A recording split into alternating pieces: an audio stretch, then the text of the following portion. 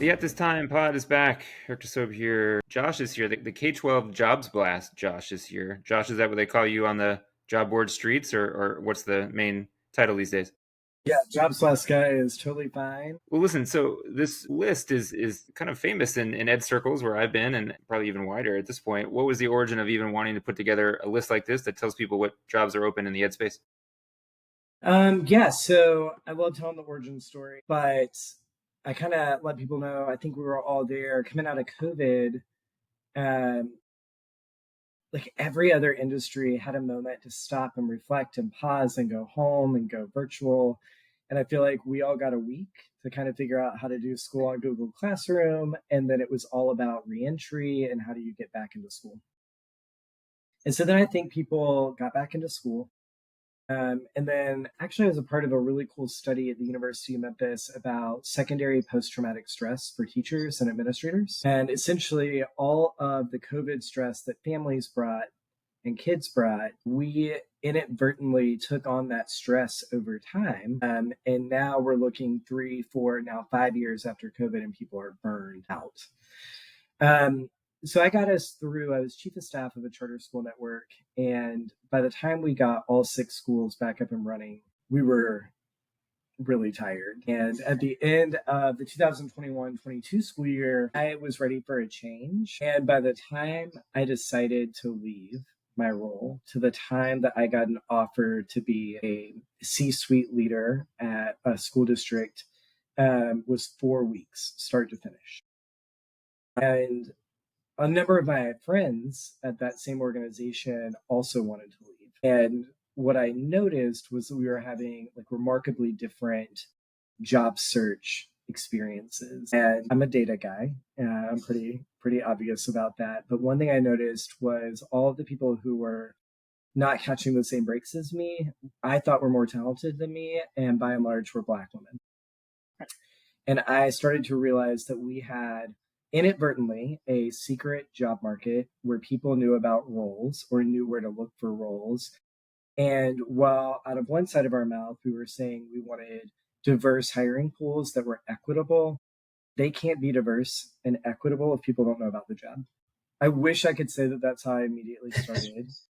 But really, it was my friends were reaching out and were like, I don't know where to look. And part of it was many of them had been at this charter network for 5 to 10 years. They didn't know what I call the alphabet soup, TNTP or TFA, ANET, all the places.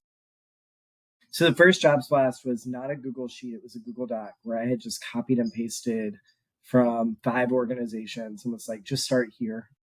And then about a few weeks later, I was like, okay, here are some more. Just start apply to all of them. And people started getting roles out of it. I remember making the first spreadsheet only because my brain thinks in Google Sheets. And I was like, I need to organize this a little bit better.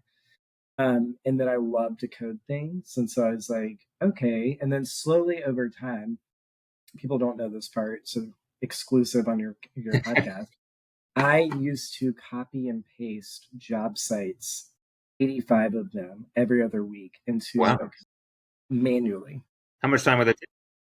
I got it to where it took 89 minutes start to finish. And then the code would run itself and it would pop out at the end, which was nice. But I didn't know how to scrape websites. I didn't know how to actually do SQL coding.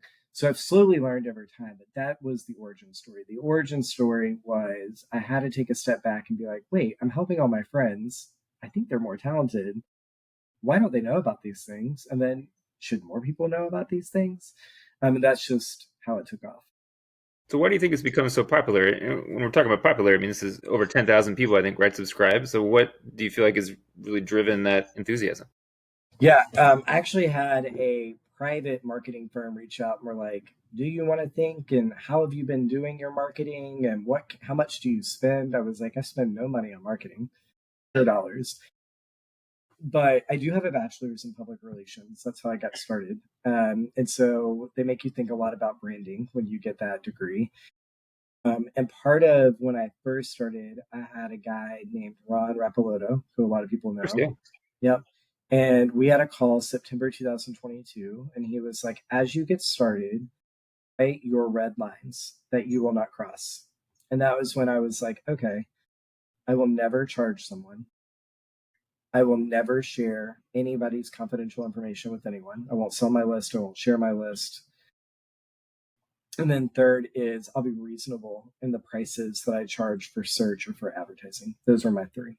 I think just straight up word of mouth, because there's a human being behind the list who is checking it and quality checking it week to week. I think that is ultimately what sets it apart, because there are a lot of lists out there now, right? And they automate. So, every couple minutes they update. But I think part of it is the hand coding that I do to be like, no, this is an academic's job. This is a data job. This is a legal job. This is financial. Here's what the salary is. And then I think just listening to people and watching end user design over time, where people are like, hey, could we have links directly to the job? Because it used to go to the job board. Like if you wanted KIP Foundation, it took you to KIP Foundation. If it had KIP SoCal, it took you to KIP SoCal. And now when you click, it gives you the end, it just Straight pops there. up. Yeah. It's right there. I had one where people recently were like, can we have public service loan forgiveness? Yes, you can. Here's a filter.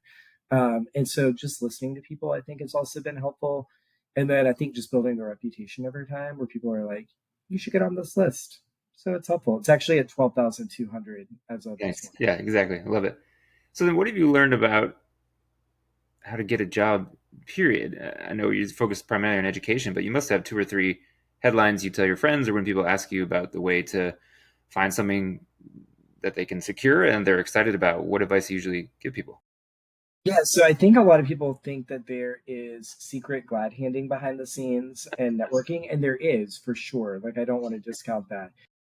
But I actually think people don't realize the amount that your resume plays into gatekeeping, right? So I read a post recently about your resume should be the highlight reel, not the laundry list. And essentially, if your resume can't say, secured X million dollars in grants, got this percent of students proficient, got this growth, did this with that, and then what that meant for your organization, be it a nonprofit, a charter school, a school district, it needs to give things that somebody entry level who is reviewing resumes at a recruiting firm can say, here's my evidence to move Eric to the next level. I think that's number one. Resumes do still matter and they need to be measurable. Number two, I think alignment with the role matters. Right now, when a lot of my clients are putting up remote roles, I mean, thousands of applications.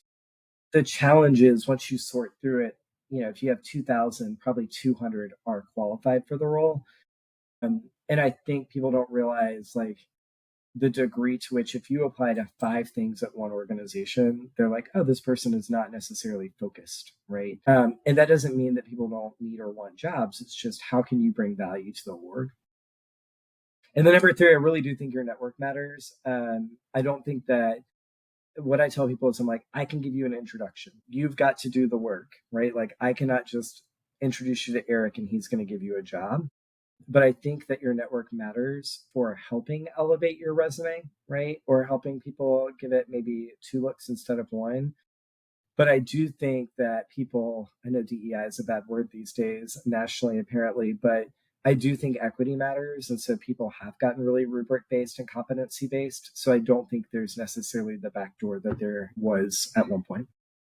Last thing of the advice you just mentioned, is AI changing any of your advice in real time? Do you see the things you just told me being very different 12 months from now because of AI? How are you thinking about it? Yeah, I mean, for sure. ATS, which I don't use an ATS, so I can't really speak to it. But yes, the boogeyman of the ATS is out there, right? But what I'll tell you is the ATS is going to score you pretty similarly to how a human's going to score you on a rubric. And so if you have a resume that is not measurable and a highlight reel, it's going to score you. Uh, if I can leave your people with one more thing, please don't have no skill section. Don't put a skill You section. want to know about baking and marathon running and things like Well, that? it's not that people are like data analysis. And I'm Oh, like, it's like hey, general terms. Critical yeah, thinking. Yeah. yeah. I'm like, put it in your resume. Like, show me highlight wise how data analysis played out. Show me how leadership played out, right? I think when we just have the laundry list of skills at the top without evidence, it's hard Yeah. to know it. I've seen a weird trend lately with words per minute typed is showing up for some reason, but then it's like a very low number. It's not even a high number. So strange. Yeah, some of these things that kind of catch for a minute. I don't know if you remember the resume style, where for a minute you'd have pull quotes on the side. Right, some of these things get out there and then just they lock in, and you can't shake them for a year or two. And so I think skills is one of those things. Well, I'm going to tell you the last thing, and I know we're tight on time. I really would discourage people from hiring a resume writer. Hmm. I am happy. I have it on the site, but I have an example resume for Oh, nice. free that is a template. I have an AI chatbot that will give you feedback. You just copy and paste your resume in, and it will tell you how to clean it up. And then the last thing is I encourage people use ChatGPT or Grok to practice for an interview. Hmm. So put the job description in and say, I want you to interview me and score me on. So, like, if the companies are using AI and the charter networks are using AI, use AI right back, right? But it's how you leverage AI to your advantage. Yeah, well said. So how can folks find you? How can they get on the list? How can they access your services? Yeah, absolutely. So it's k12jobsblast.org. Everything's there. You can sign up. You can look at the list. If you're overwhelmed by the list, there is another page that people don't always know about called organizations. And so if you want to read about edtech roles or edtech places, charter places, foundations, it'll tell you them. It'll tell you if they're remote or not. It'll give you descriptions to their site. And I kind of tell people if you're overwhelmed, start there, find 4 or 5 places that you're more interested in, and then look at their jobs. We'll put all that info in the episode description. Josh, thanks so much for coming on. Thanks everyone for listening. You can catch this episode all the places you get your podcast, including on YouTube and Stunning 4K. Thanks for tuning in. We'll catch you soon.